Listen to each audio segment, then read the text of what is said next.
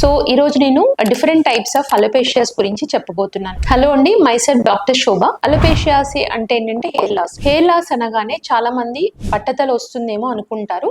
But ఒకటి గుర్తుపెట్టుకోండి, hair loss అనగానే ఓన్లీ బట్టతల కాదండి, different types of hair loss ఉంటాయి. అంటే కొంచెం ప్యాచీ హెయిర్ లాస్ లాగా ఉండొచ్చు. That is called alopecia areata in English.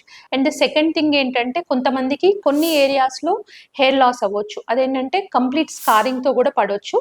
అదేంటంటే that has to be diagnosed by the dermatologist after doing the proper dermoscopy and biopsy. Third thing is a traction alopecia. అంటే traction alopecia ఏంటంటే కొంతమంది పిల్లలకి, especially చిన్న పిల్లలకి గట్టిగా లాగి వేయడం వల్ల, పోనీ టైల్స్ గట్టిగా వేసుకోవడం వల్ల కూడా ముందు పార్ట్ అంతా హెయిర్ పోతుంది. So that is a traction alopecia. So definitely all alopecias are not same. Always consult your dermatologist when you see the hair loss, because all cannot be treated with the same management, same medication. So even ఇప్పుడు pattern hair loss చూసుకున్నా కూడా ఎర్లీగా diagnose చేయగలిగితే definite గా hair loss అనేది, especially బట్టతల అనేది progress అవ్వకుండా ఉంటుంది.